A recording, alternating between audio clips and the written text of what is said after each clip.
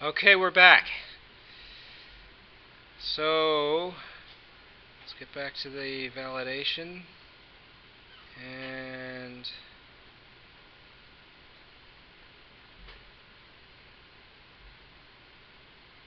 is this where we were?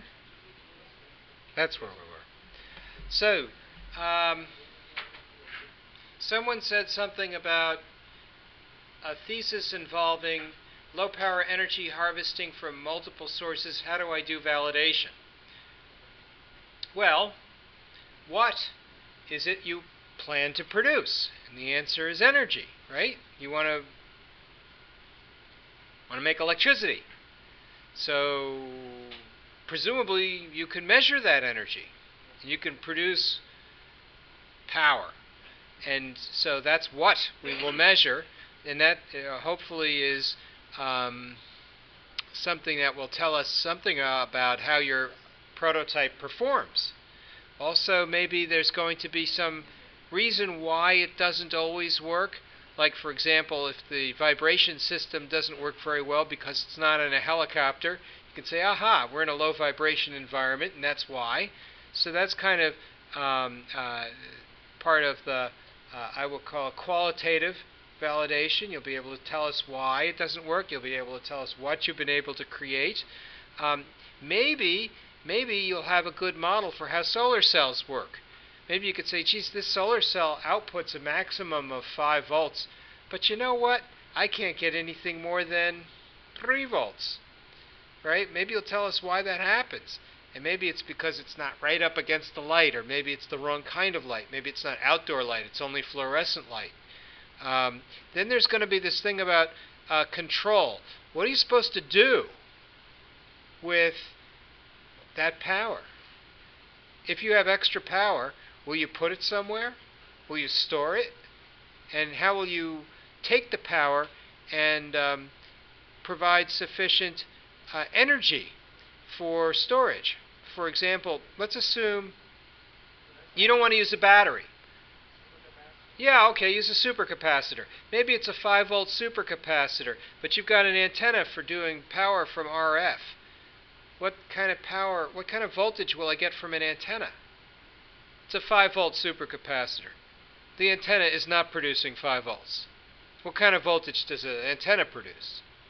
Not 5 volts, more like 5 millivolts, right? Or maybe 20 millivolts. If it's a strong signal, maybe 30 millivolts. In other words, it's going to be 3 orders of magnitude lower in voltage than the voltage you need to get this capacitor to start working. So now you need a buck boost regulator that's going to take your 20 millivolts and convert it into 5 volts. So a femto generator might do that. There are things that allow you to do these sorts of, specifically allow you to do these sorts of things. So if you wanted to, you could control the system so that it provides a proper charge for your supercapacitor. I have a team working on this now, so I'm sort of familiar with it. Maybe there are other people who have similar questions. Did I answer your question? Yeah. Any other questions like that? Does everybody kind of have an idea of how they're going to do predictive and prescriptive control? Predictive and prescriptive, I'll call it predictive modeling versus prescriptive modeling, which is control-based modeling.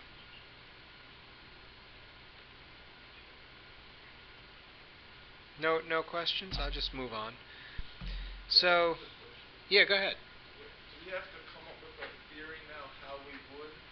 Yeah, in your proposal. Okay. You may not be correct. Okay, but I think you said this out in the hall. I want to hear that your thoughts about what it is you plan. Okay.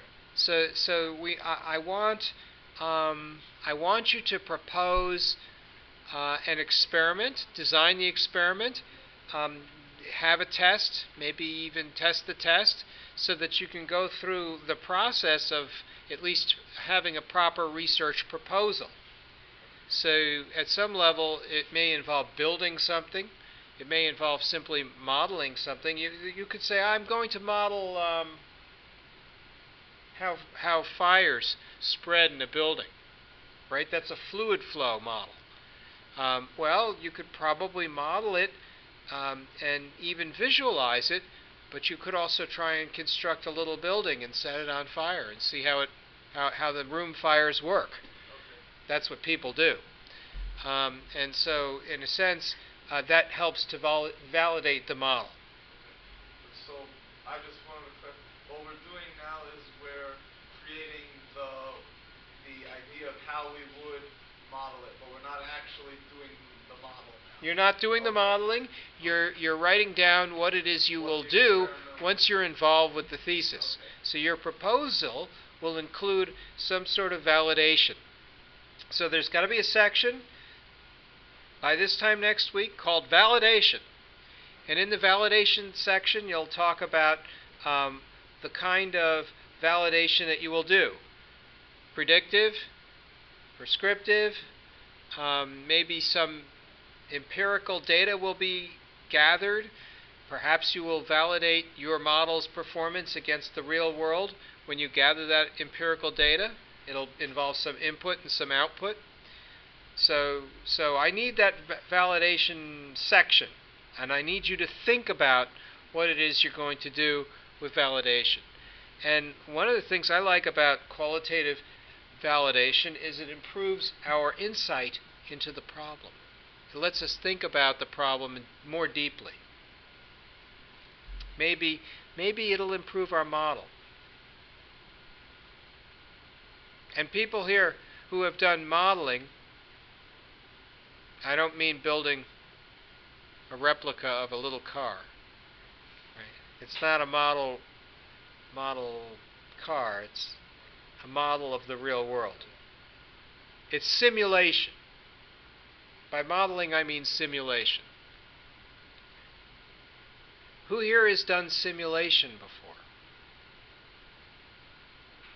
You've done simulations? I think so. Okay, what would be an example? When you do a practice of something that's going to be the real run. So when Yeah.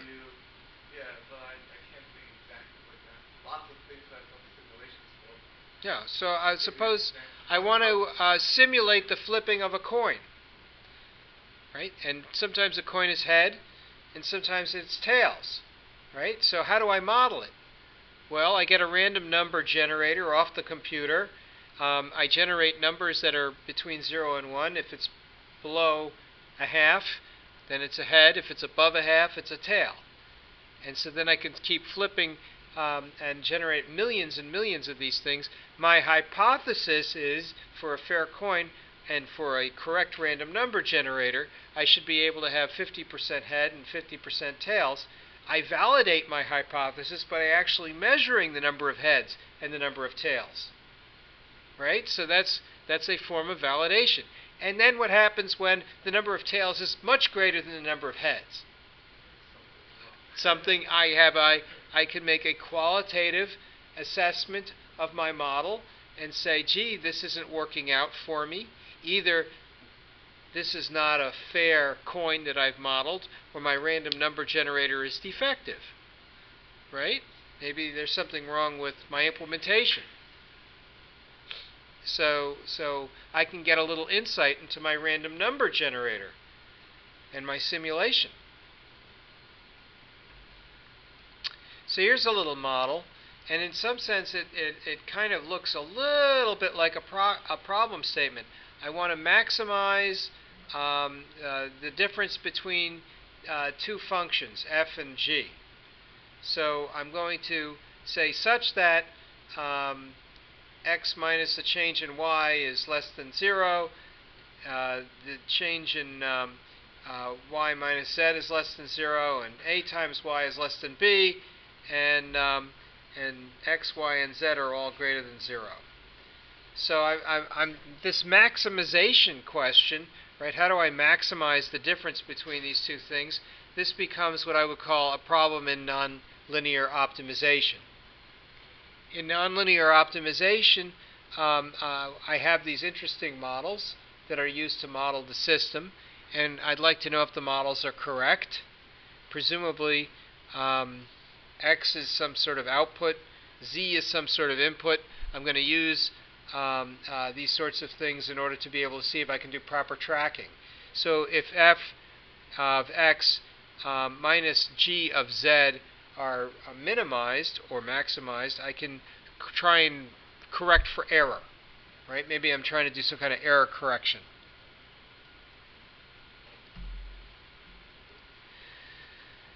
So let's think about this in terms of what you do for modeling. How do you build a model?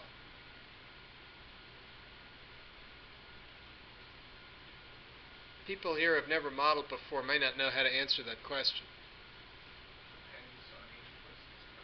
Yeah, it depends on the problem.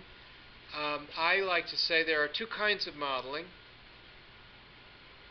constructive synthesis and destructive synthesis. In constructive synthesis, what you do is you keep adding terms to your model until the model becomes good enough, whatever that means. In destructive synthesis, you start with a complicated model and you start removing terms because they don't contribute very much. That simplifies the model. I'll give you an example from fluids. In fluid flow, they have fluids that can essentially flow nice and smooth. They call that laminar fluid flow. Now you can model laminar fluid flow by adding in the term from a Navier-Stokes equation for laminar fluid flow so that the fluids flow nice and smoothly. And if that's not good enough, you can add another term, maybe one for turbulence. And if that's not good enough, add another term, maybe one for thick fluids or multi-particle fluids or bubbly fluids. You can keep adding terms. That's constructive synthesis.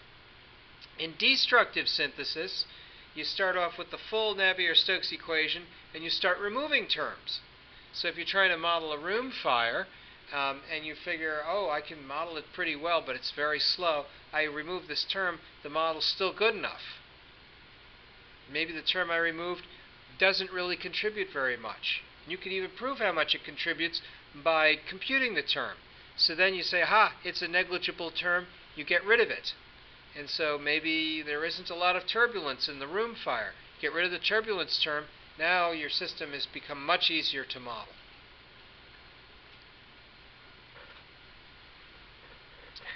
So constructive synthesis and destructive synthesis for modeling and simulation. How would you validate these things? If you use something where you're putting in a term and you're not sure if it's good enough, you got to do an experiment. You got to look at your results. You got to compare them against the real world. Does this apply to everybody? Maybe not. It depends on your problem. You should still be able to do validation, but pick one, perhaps by experiment, perhaps by results, perhaps by construction. So if you're let's see, I'll go pick a different person. Deepak, did you just go? You just went. Pravina, that's you? Pravina, what's your problem statement?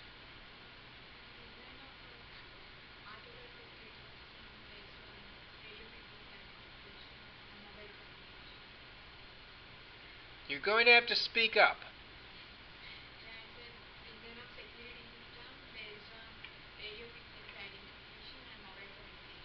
So you're going to use SMS communications for security? Somebody else is doing this too. No? I could have sworn someone was... Are you also doing it? No. Nobody else is doing this? Okay. Just checking. So you could actually validate your hypothesis that you could build something like this by building a prototype. Validation by construction. Which is perfect. I mean, you just make it, and here's my proof of concept prototype, and it doesn't have to be packaged like a consumer product. It can just be sitting on the bench. So it'll be what they call a bench prototype. But that's good enough. So validation by construction, that's very common if you're going to build a widget, whether it's for wireless power harvesting or if it's for SMS sensing. You know, validation by construction, that's my favorite kind. build something. So I want to make a prediction that I can actually build something. I construct it, and it validates my prediction that I am able to build it and make it work.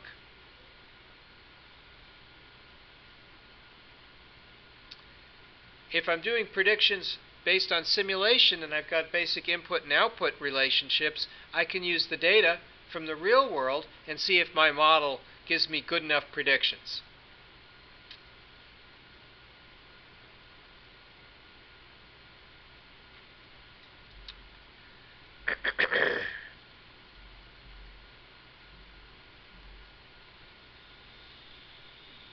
So where can I get my data if I'm going to start doing modeling?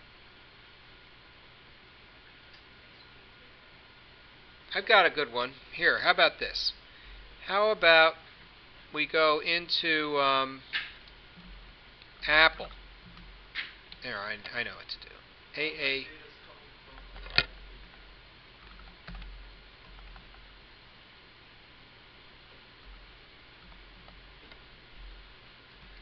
There we go. Apple. So here's Apple. Here's technical analysis on Apple. Here's Bollinger Bands on Apple. Here is a lagging indicator of Apple's price. Now, based on this lagging indicator of Apple's price, known as the Bollinger Band, I can say, whenever Apple's price touches the upper limit, I sell. And whenever it touches the lower limit, I buy. Right? And that's my idea for trading.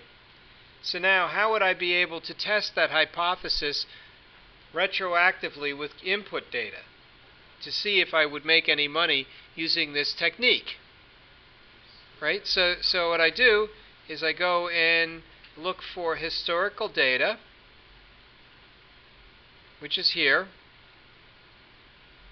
I take the historical data, I download it to my Excel spreadsheet or my Java program or my MATLAB subroutine or whatever. Probably I can do a download somewhere. Yeah, download to spreadsheet, which is here. Now I've got everything in my spreadsheet. I can go and run my, what do they call these things? Visual Basic Macro, or what do people program in nowadays? Some newfangled thing, I think. Right, and so now I can try my means of what would we be trying to find, subject to the constraint that we do not know the future, that we're only going to use a rule based on prior prices, maybe based in Bollinger Bands. Devise a mechanism for buying and selling stock so that you can make money, right? You want to have positive return on your investment of your efforts. So that is something you could validate relatively easily by going through and trying this with some historic data, doing your buy and sell transactions and seeing how well it works. That's called back testing your hypothesis with real-world empirical data. So then your question is, will this make money in the future? This is when you actually give the computer program money to trade with and then set it loose. And then after a month, if you're broke, you know that your hypothesis was not valid.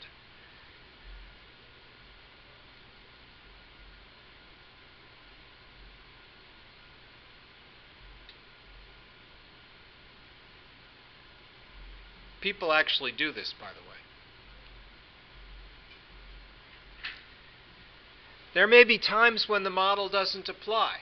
Like you say, geez, my Bollinger Band trading system works great, except when Vladimir Putin sends troops to the Ukraine.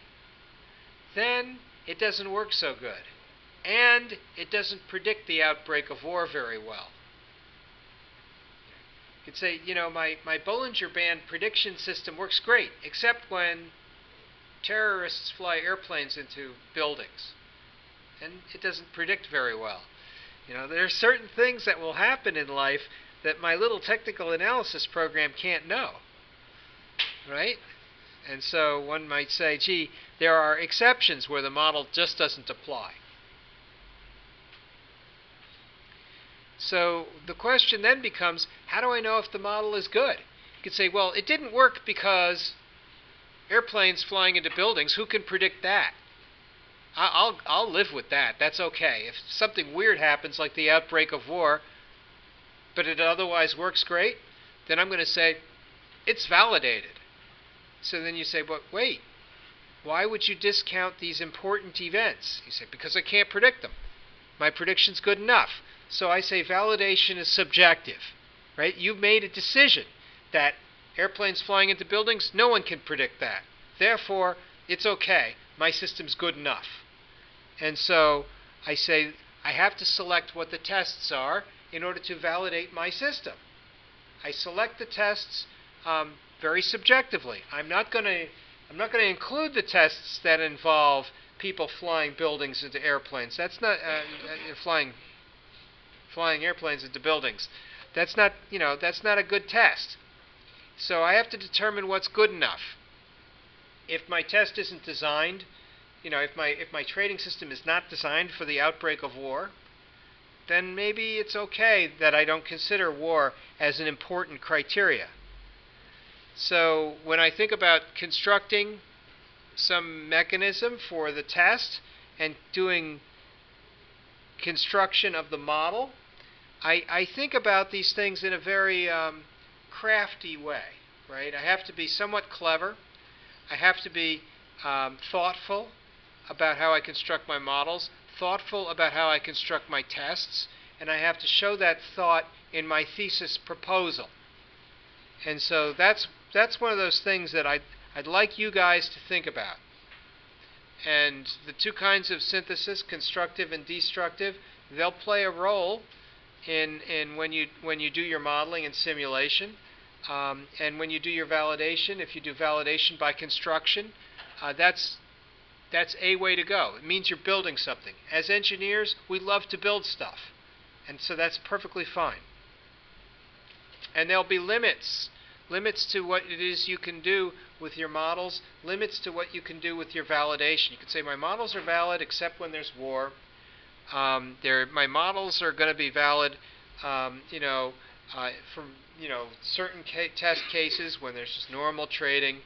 These are the sorts of questions that you may have to think about and then identify, because your thesis is going to be about something that's very specific. So if you say, I can do wireless, but only if there's AM broadcast stations in the area. And if there aren't and you're in the middle of nowhere, you're being the pathological adversary, because that never happens except on top of Mount Everest or something. So if you're in an urban environment, there'll be broadcast stations. And that's an assumption. It's a limitation. But I'll take that limitation because it applies to 80% of the world's population. Most people don't live in the middle of nowhere.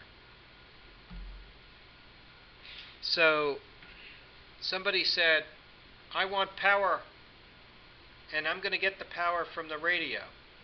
I'll say, well, there should be some results for that, and that will validate your prototype. You'll have to measure the power output.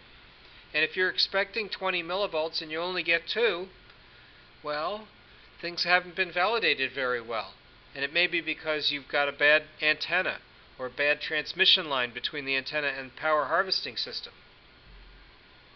So presumably you're going to make measurements, you'll gather the inputs and the outputs. If you have models and simulation, you'll use them on your model, you gather model outputs, and you compare it with the real world. So if you're the weatherman and you have a model for the environment, and you say, it's going to snow on Sunday, and it's going to snow on Monday. And what did you get? A big nothing, right? Maybe your models aren't very good, because compared to the real world, where there is no snow at all, except maybe over the Atlantic somewhere, then you have to adjust your models. You have to do a better job modeling, right? The weatherman has models for all this stuff. Big, expensive models. biggest computers on the planet, supercomputers, and they can't do it. Are their models valid? No. I was ready to tell Muhammad Avenaki not to come because there was going to be big snow. Don't fight the snow. Come next week. What do you care? Come the week after next. It'll be fine. Instead, there was no snow at all. But his flight still got canceled. So, you got to do some kind of experiment. The experiment, I don't know, maybe it'll be something that has to do with construction. Maybe it'll have to be, something where you predict something that's going to happen, like the amount of energy you get, or your ability to, I don't know, what is it, design a sensor system and then communicate with it using SMS. Let's pick someone. Naga. Is Naga here? Gopi. No Gopi? Naveen.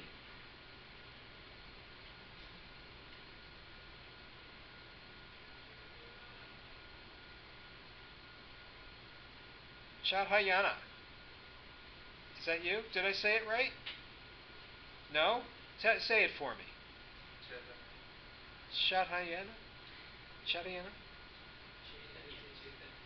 Chaitanya. Chaitanya? Chaitanya.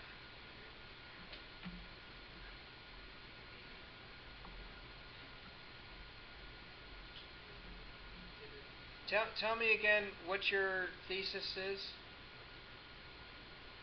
File detecting and transfer using wireless network. You want to do file transfer on a wireless network? So what, that's been done before, so what, are you trying to do it so it's fast?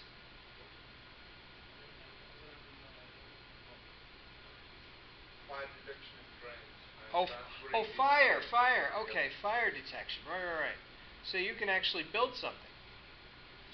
Yeah, that sounds good. So you'll be able to do an experiment that involves actually transmitting something like low power data at low data rates, and then have it go perhaps across a mesh node network like Zigbee. So you could build a big Zigbee network and have fire data so that the fire detectors all communicate with each other. Okay, that sounds like a good experiment, actually. You're building something. You'll determine the feasibility of what it is you're constructing. You might be able to get a bill of materials on that, which might mean you can predict the price for your construction. You probably want to get a manufacturing plan together if you want to actually construct these things and build them en masse. So this is an interesting idea. So normally I like to see some kind of prediction. In this case, you'd be predicting that you can actually build a proof of concept prototype, and that's good. The question of whether or not you're actually modeling anything, I don't know. Your system doesn't sound like it's really a model. It's just a proof of concept prototype, but that's fine.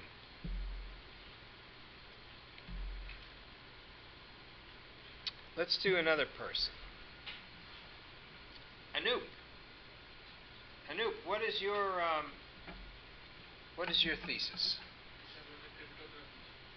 Cryptography? And what do you want to do with cryptography? I want to secure the data which is sending to the other person without hacking or storing back. So you want to have public key cryptography? Okay, and how is your public key cryptography different from anybody else's?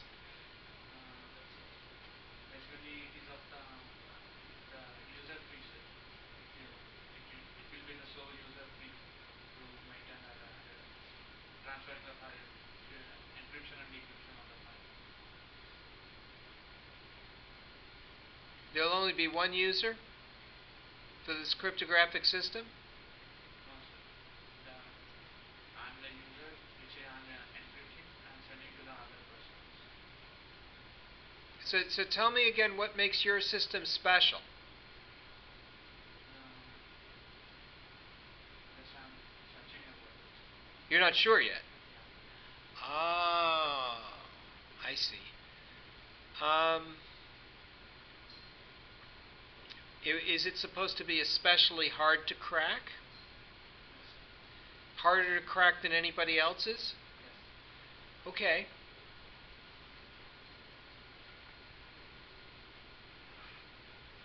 How would you test your hypothesis that your system is harder to crack than anybody else's? Using a programming language and a network program. So you've got some network program that's going to try and attack your system and crack it? You have this program? Can I see? So you have this idea that you need a program for cracking passwords. So maybe that should be your thesis. Yes. How about a nice password cracking thesis that cracks encrypted? Oh, I love it. You know, there's a good way to do this because a lot of people say that it will take 1,000 years to crack something like 64-bit triple DES encryption. But that's assuming a von Neumann style machine. But if you build a machine that uses FPGAs, maybe you can speed it up. And then instead of waiting 1,000 years to read credit card numbers, you could do it in 1,000 seconds. That'd be better. I like that. That sounds like a real... I mean, then you know if it's successful because it's actually cracking people's encrypted communications. We have a job for you at the NSA. This is very good. So I can certainly test your ability to crack passwords. I think that's very good. And in fact, there are standard algorithms that are used for storing passwords in what's known as ciphertext on Unix systems, so that you can go into the Unix system and decode everybody's password. That will make you very popular.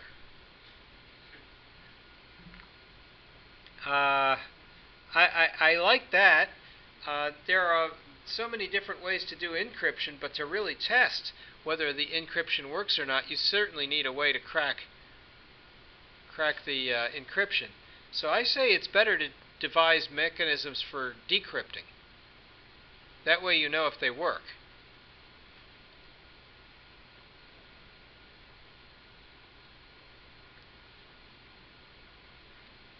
Sometimes people like to be able to track, right? So if I say that here is where my target is, and I want to try and track the target, it might be very good if I can predict where the target will be and the direction it's going at and have a good model for it. So by doing tracking, I can see how the target changes as a function of time. So they call that the change experiment. So if I have a radar tracking, moving target identification radar system, I might be able to track the target very well if I have a good system, and then perhaps I could shoot it down or something. This is what they do with these moving target identification systems. Let's see now. That's a change experiment. You guys aren't doing that I know of. So I'll skip this one. The tracking, this is the tracking adjustments between the real world and the observed. That's the tracking, the target tracking system.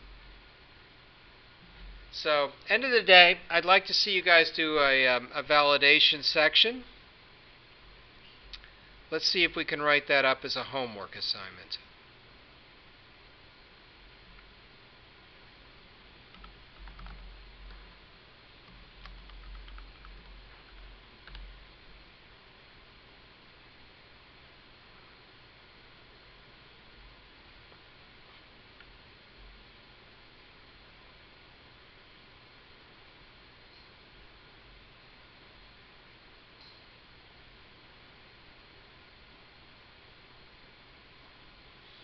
I'm going to review these assignments So in week 1, we were going to write some proposal ideas. So we just had ideas.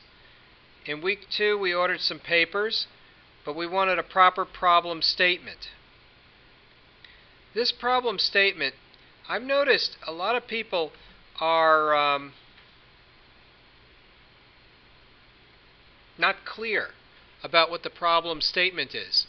A problem statement is not an approach to the problem. A problem statement doesn't contain the motivation. That's a different section. The problem statement doesn't contain the validation. That's a different section. The problem statement is a very short, succinct statement of the problem.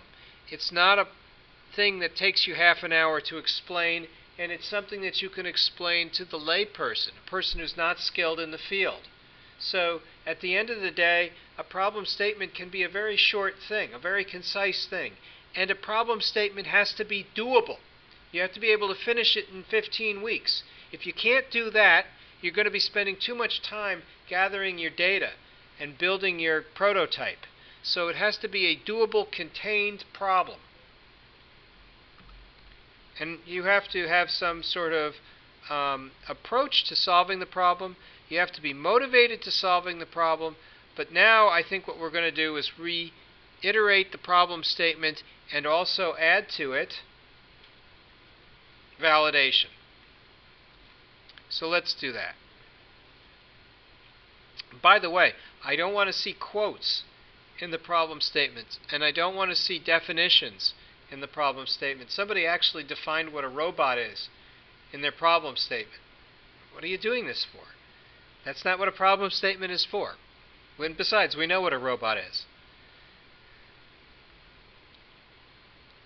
So let's give this a name. Is it homework 5? Homework 6?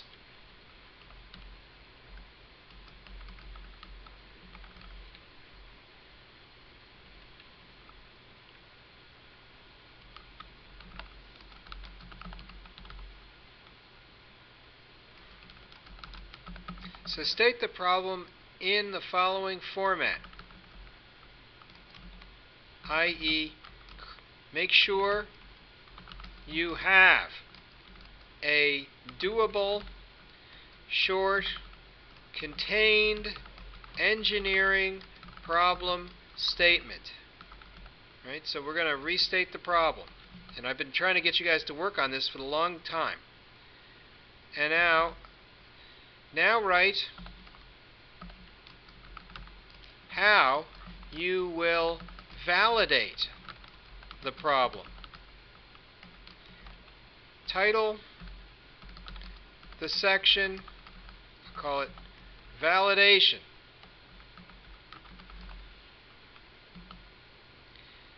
And you may need to perform some experiments, but I'll just ask the question. Will you build something? Will you test a model against some data? What other kinds of validation can we do?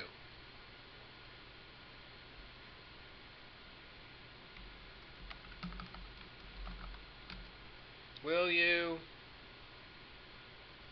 design an experiment?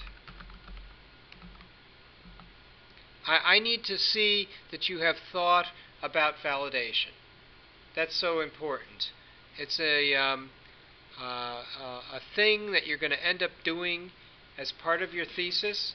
No one will believe your proof of concept prototype until they see it constructed and operating. Will there be feature points or function points that you will achieve? For example, if you're doing a security system, are you going to measure smoke? Will you measure carbon monoxide? Will you just measure if somebody opens a window? What feature points are you looking for in your system? You don't have to measure everything, but maybe you could measure something. Some people use pyrometers. They can measure changes in infrared energy because somebody moves. They call these motion sensors, and they can be built into microcontrollers. We have a bunch of these things already in the shop. So we have lots of opportunities for using interesting and exotic sensors or affecting control. Will there be some control system involved? If somebody says, oh, I'm going to measure navigation, maybe there'll be an error. So will you be able to measure, let's say, performance, error, or return on investment, let's say, or profit, or who knows what, energy.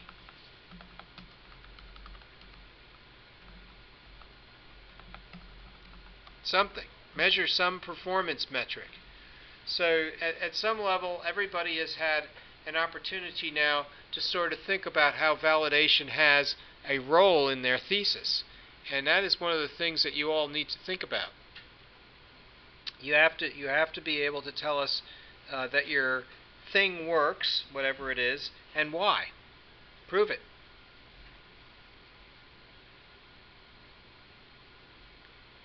We'll make this 100 points. And we have to have a due date.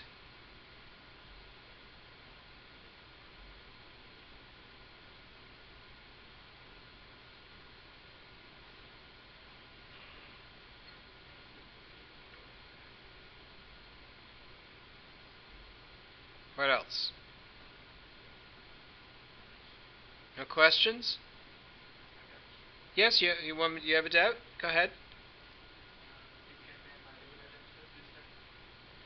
Say it again? You want multiple attempts?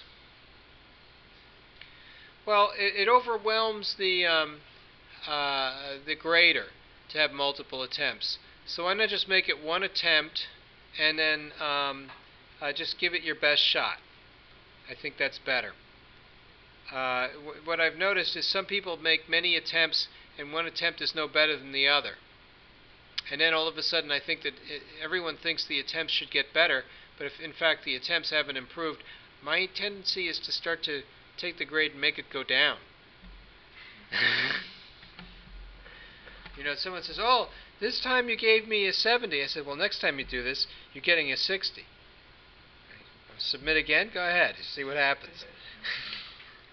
So I liked the multiple attempts until people started to abuse it. I think they were taking advantage. So now it's one attempt. And in fact, that's better for the grader because he charges by the hour. If he charges by the hour, you know what happens is pretty soon he has no hours left. And then all of a sudden the only person left with hours is me. And I just don't have that many hours. It's too hard. But what we'll do is we'll have an opportunity for you to improve the grade on homework number 2. We'll have a nice presentation coming up on Monday, and I'll send that out to the crowd so that everyone will know about it. I've also taken the printout for the speaker and I posted it on the bulletin board here. It's on blue paper. So if you walk by the board and you see the blue sign, you can read it. It's all printed already. So many of the bulletin boards on this floor already have the talk announced. I met one of the fellows who does research in the field of Muhammad from last Monday, and he said, I didn't know. I said, it's right there on the bulletin board. I sent you an email. He said, I didn't know. I would have liked to have gone, he said. Gee, read your email, can I say? So, I thought this would be very nice. So we've got a nice validation thing. Look at the structure of the engineering problem statement. Given, subject to, find. It's not a, this is a very important problem because. right? That doesn't belong in the problem statement. That's the motivation.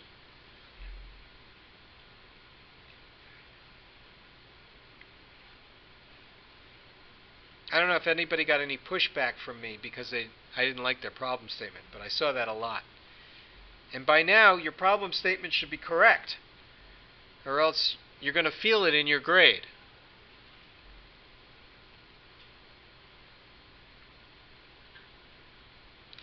So now you've got your problem statement, you've got your assignment for validation. Are there any questions about this homework assignment? That's good.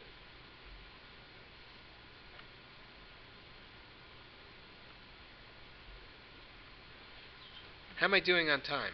Oh, we have time. Good, good, good. So there's another thing you guys are going to have to start thinking about, and it has to do with time management. They call these things the milestones, right? Milestones are events which occur in the process of your project. And there are all kinds of different milestones that you can arrive at. For example, you might have a construction project. Maybe one of the milestones is to have a good design. Maybe one of the milestones is to have a schematic. Maybe one of the milestones is to do a quick prototype on a breadboard. So those are all milestones. Maybe ordering the parts is a milestone. Maybe it takes 2 weeks to get there. It takes time for parts, especially if you order them from far away and you're trying to save money. You order the parts with plenty of time to go. If I'm ordering parts from China, they can take me 6 weeks, especially if I'm not in a hurry. And I never want to pay for being in a hurry because I have a $2 part. I don't want to pay $45 to ship it, right? So I need to be able to plan my time effectively. If I'm going to have Thesis 1 offered this summer, and I am, then you guys will not have much time if you register for Thesis 1 this summer, because the summer goes by fast, incredibly fast. And so what will happen if you're trying to do a thesis during that period of time is you're going to have to plan your time very carefully. A lot of things will happen in parallel. Like if the first thing you're doing in here is design, then over in here you might like to order some parts, and then over in here you might like to go back and do some more design and some board layout, and then over in here maybe you'll do some software development. Getting these things running in parallel might be to your benefit. That way you can be sure that you're not just sitting there waiting for the parts.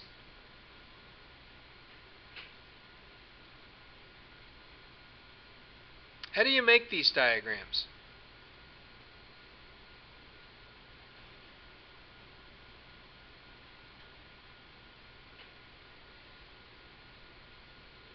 What do they call these diagrams? Huh? Oh, it's a what now? A bin diagram. I never heard. No, I never heard that. I call it a Gantt chart. Have you not heard of a Gantt chart? Construction management is a similar thing, but it's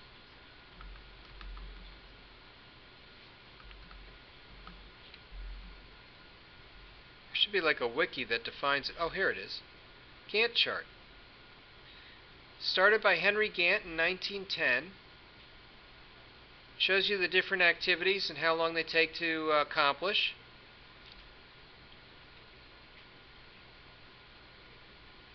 Henry Gantt. I didn't know that. Henry Gantt. Who was Henry Gantt? This guy. Boy, he looks like a happy, fun guy, doesn't he? Henry Gantt. Oh, a mechanical engineer. How about that? Born in 1861. Stevens Institute. John Hopkins. I've heard of them. Henry Gantt. Poole and Hunt. Bethlehem Steel. Henry Gantt. Never knew that. So Gantt chart's a bar chart. It's true. You can use a lot of different tools for making these things. I think Google Docs has it for free. You can use Excel to make these things. You can use PowerPoint, like this is PowerPoint Gantt chart. Here's a Gantt chart involving a simple timeline with a title. Let me see if there's another one. I like this one. That's pretty. At the end of the day, you could probably draw it out by paper. You probably don't even need, a formal computer program to do your Gantt chart.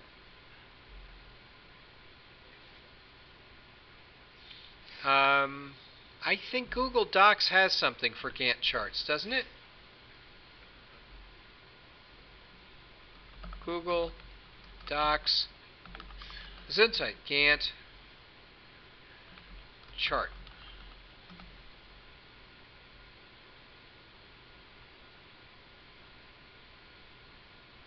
Does anybody here use Google Docs? I use it. Let's see if we can use... Yes, I have my own Google Docs.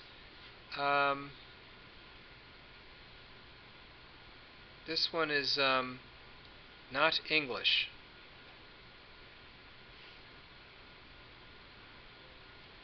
Google Docs has something. I mean, they can use just an Excel template. Yep. Upload it onto Google Docs. Yep. I think I would use Excel. Let's do it in Excel.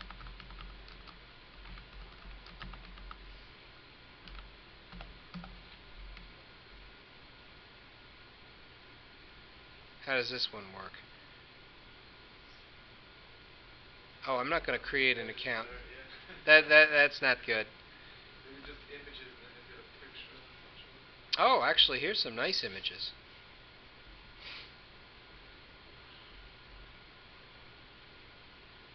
Yeah, here's someone who's actually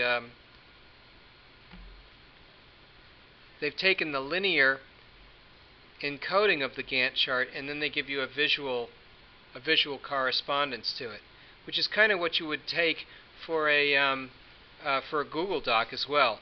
I don't know if you all have tried Google Docs, but it gives you essentially what Microsoft Excel charges you for, only it gives it to you for free, and it puts it on the cloud. I'll try it again. Google Docs Gantt chart. Death to Gantt charts. Oh, that's nice. Let's grab one of these templates and see if it does us any good.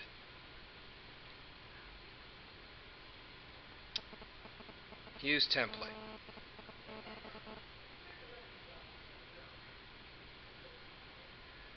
Yeah, it isn't in English. I don't care.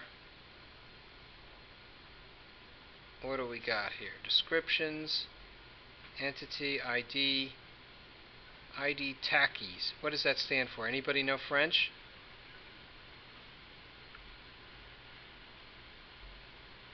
Doesn't look like there's anything in there anyways. Here's your budget.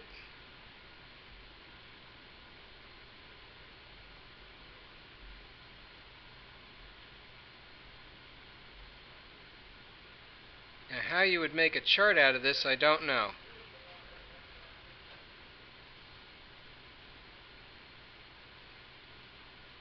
Oh.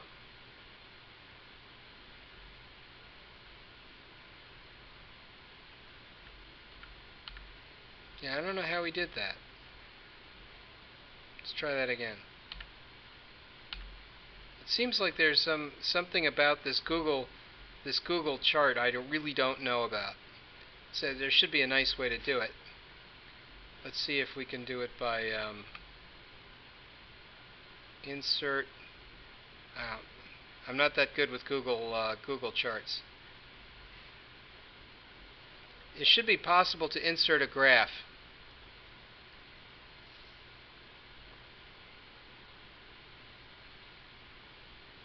But this isn't doing it.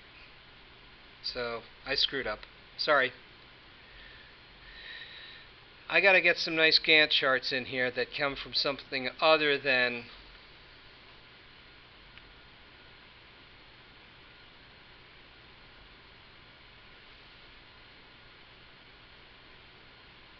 PowerPoint. This is just drawing lines. It's not actually functional. I'd like a functional Gantt chart that gives me the list of items and then gives me a proper bar graph next to it. And there's usually a good way to do that so that it comes out. And I could have sworn that that would have been something that would have been obvious to do in with Google Docs. But to be honest, I forgot how to do it. I'm going to try it again, only this time with Excel.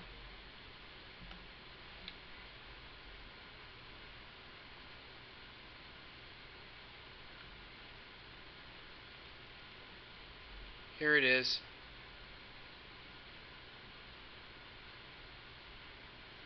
And here's an article on how to do it.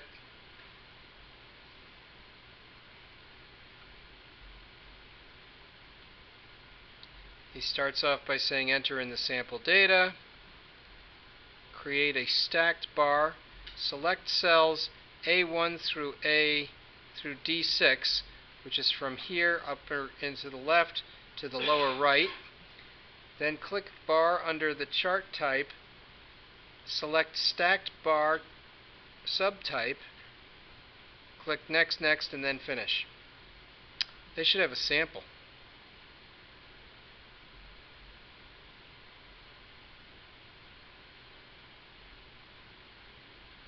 I have a feeling I can't just cut and paste this straight into Excel, but I might be able to. I'm going to try anyway. Copy, Excel,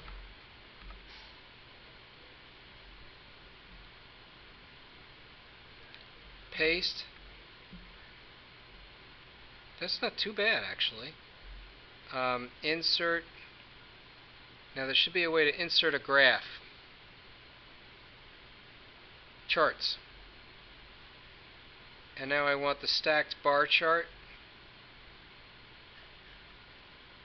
And there it is. Good deal. So now it's showing the tasks. Partial completion. It's not looking very pretty. I think we could rearrange it, but it's working out. Now the question becomes, could I have done the same thing with Google Docs? And I'm thinking maybe I can. Let's do Google Docs.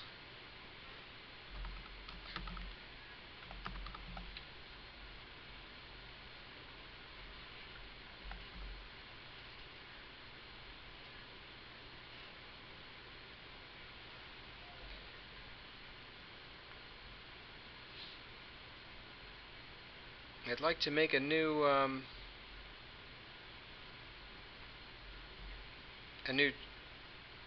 spreadsheet.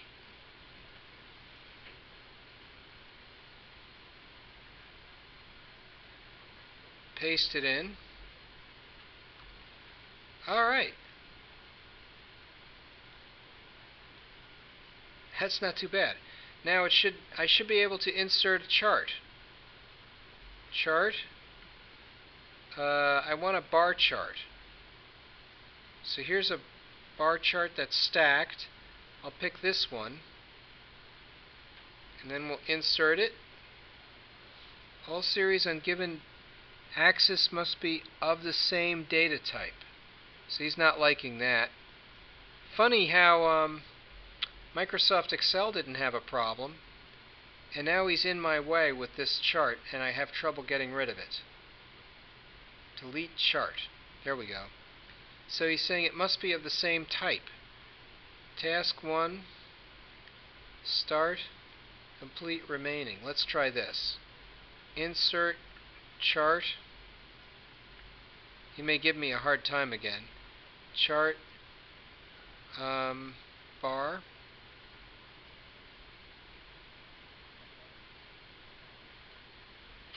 Yeah, he's not happy with this.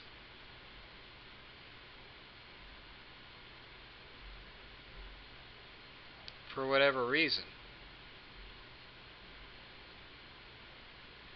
So it looks like he just wants a single column when he goes to create his bar chart, whereas Microsoft Excel doesn't require it.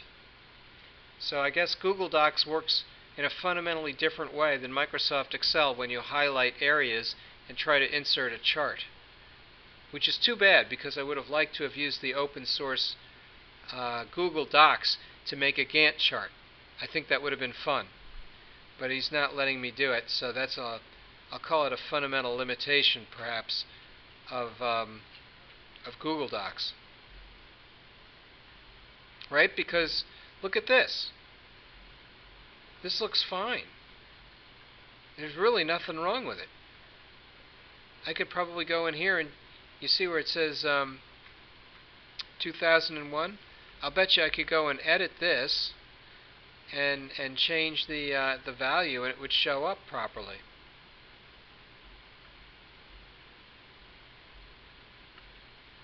So here it says 2001. What we'll do is we'll change our start dates, and we'll make this go from 2001 to 2014. Hit enter. Now if I go back up to the chart on the right,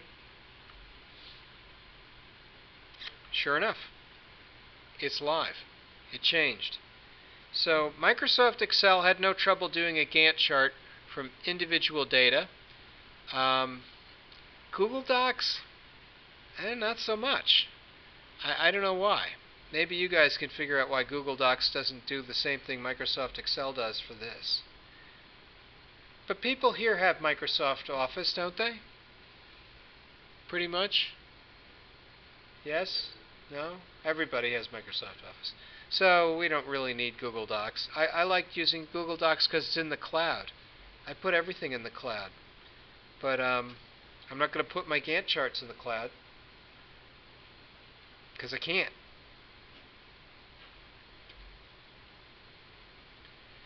So what do you think of this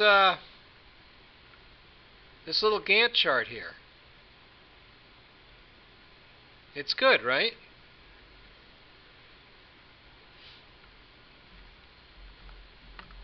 So task 2 should now be 2014, and sure enough, I see it's updated here. So that's kind of neat.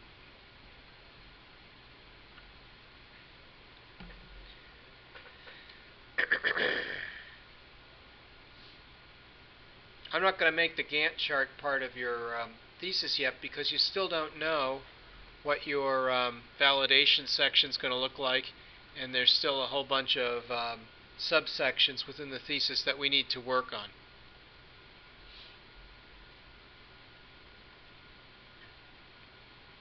How many people here have been to the library? Aside from the meeting that we had, you found the books, right?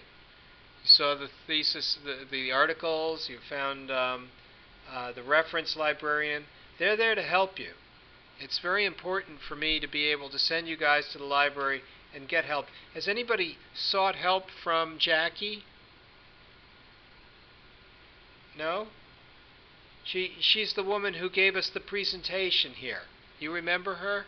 She came in from the library. She's very helpful. She's very happy to help you guys. I talked to her on the phone today. She said she had a couple of people here come over there and ask for help, but I guess it was none of you. You went? Oh, you did go. Okay, good. And she's helpful, right? Good. Yeah. See? Helpful. So if you need help, also there is Dan DeLugas downstairs. I went to go see him today. He was teaching, but he's in this building downstairs in Banau 10. And I have permission from the dean to get some of his time so that he can help you with your writing. So what you want to do is send him an email and make an appointment so you can have one-on-one time to get help with your writing.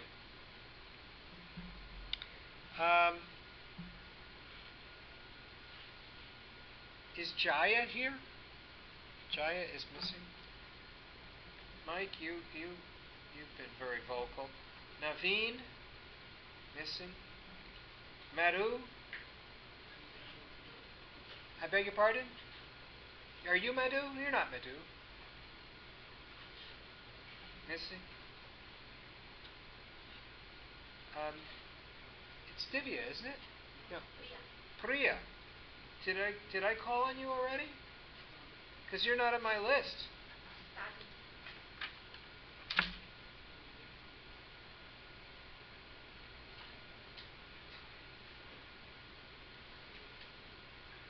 I don't know why you're not on my list. You are in the list, though, right? You've got to be here. Are you here? Oh, okay. So somehow when I called on you, I marked you as absent. But you're not absent. You're here. Okay, Priya. Oh, you know why? Because I said Vijay Sai Priya. Is your name on this list too? Oh, yeah. So you were already called. Yeah, you called me, but I thought that another junior is there. Oh, okay. Junior? So You can call me with my last name, then I can. how do I pronounce your last name? Raganini? Okay. Thank you.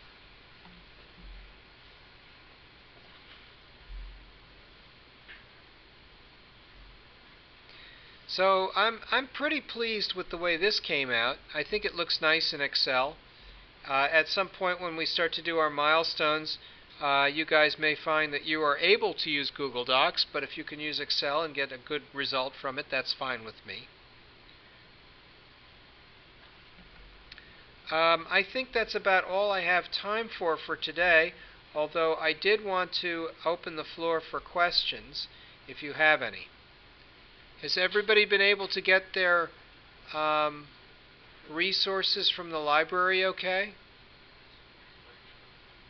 And so you guys got you've made your orders.